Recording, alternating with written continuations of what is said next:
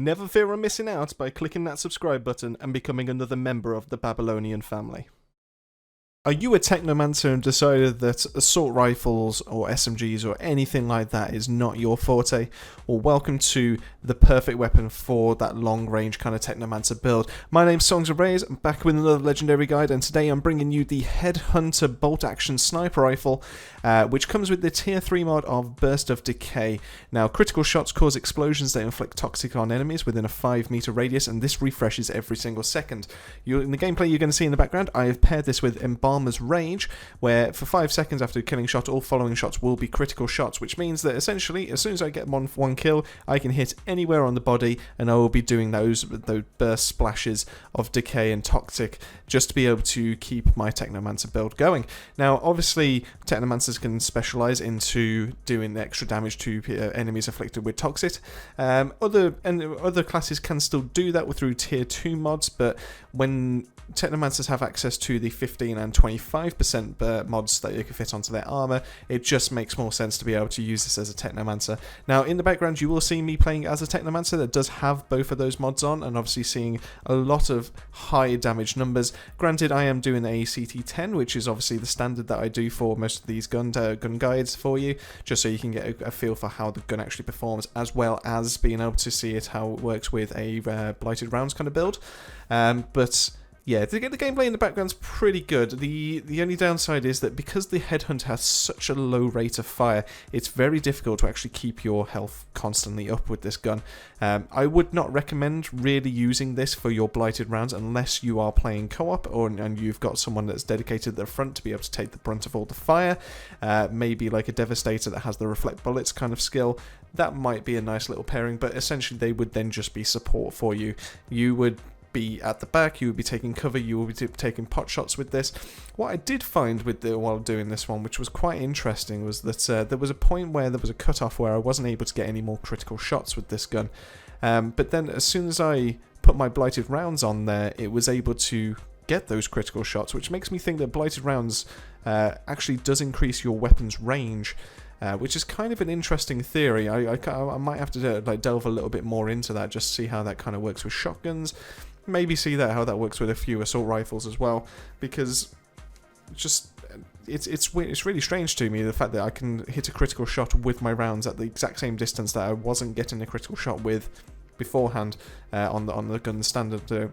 That's going to require a little bit more testing, so I'll leave that part with me. Anyways, you came to see what this gun can actually do, and fortunately it does have quite a high damage number. Mine is quite low on the firepower kind of side of things for a level 50 at 74,000, and it still does a damage of 19,473. Now that is quite a lot, but when you factor in the fact that this is a bolt action sniper rifle, it is the slowest firing of the sniper rifle kind of varieties, and it's the DPS isn't necessarily there. If you miss a shot with this, you will be punished, and it's especially difficult to be able to use this effectively when you get chased down by beasts. Any kind of like melee rusher that comes at you, you can't deal with all of them at the same time, which is obviously that's the main drawback. Obviously you will be doing less damage because you're supposed to specialize into long range damage. So if you will get yourself into trouble with this, so you will need some kind of close range gun to be able to get yourself out of those kind of scenarios. Things like the funeral pyre will do wonders for that. Obviously there's the death shield as well.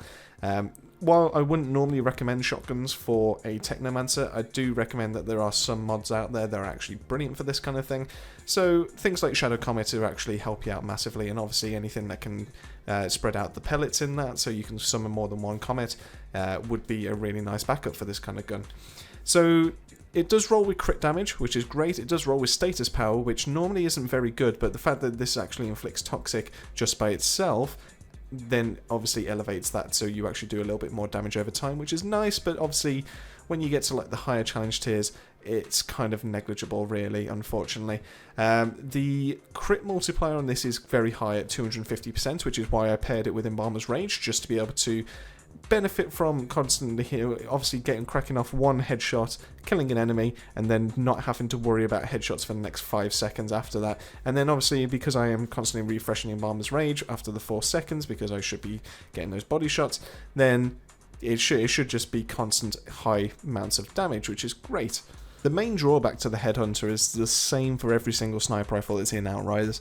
There's just no real place for them at the moment. Because there's no way to draw aggro as other classes, you can't protect your Technomancers that are specialised into long range, so they kind of have to go into kind of like a hybrid assault rifle build just to be able to like keep themselves alive, to be able to deal enough damage, to be able to heal, etc, etc.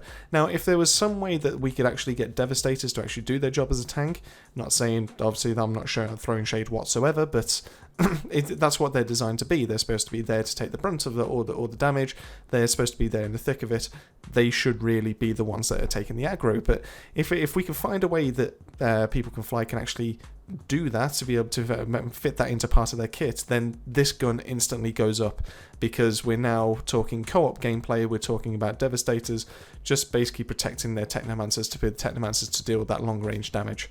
Either way, you've come to this legendary guide to look at the actual gun. Now, is it the gun or is it the mod that actually makes this legendary? Well, the gun itself is okay. I do feel like it's nothing special compared to epic kind of sniper rifles that are out there that do the exact same job. The only real benefit is the fact that you can have 2 tier 3 mods on this. Now, the tier 3 mod that's on this is pretty good if you are a Technomancer.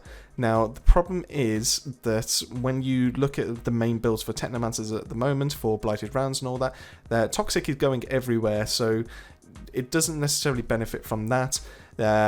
Most of the guns that are being used for, or main guns anyway, are using damage increasing mods, and this doesn't really do that. Obviously it does spread the Toxic, which is great to be able to benefit from your armor mods, which obviously have the 15 and 25% extra damage on. So inherently it kind of does boost up damage, but it doesn't kind of offer enough versatility, whereas Blighted Rounds already puts the Toxic on the enemies for you to then benefit. So this mod would go great on some kind of backup weapon to be able to keep that. In case your Blighted Rounds ever run out and you have to reload, you can then put this onto, say, a shotgun. So like the Funeral Pyre, for example, you can then summon Comets, and then obviously if you're hitting critical hits, you can then inflict Toxic, which then increases the amount of damage that you do, and if you are running Toxic Leg, it can keep that magazine topped up to full. So in that sense, yes, it's good, but I would recommend it more for like some kind of backup weapon. And that is the Headhunter, Babylonians. I hope you've enjoyed. I hope you've learned something useful. If you have, from the gameplay that's in the background, or just from me being able to discuss what this gun is actually designed for, then drop us a like, drop us a subscribe. Would mean the world to us on this channel, and we are starting to gain a little bit of traction in that kind of sense as well. So, as always, I hope you've enjoyed, and keep yourself safe, keep yourself well, and I shall see you on that next episode tomorrow.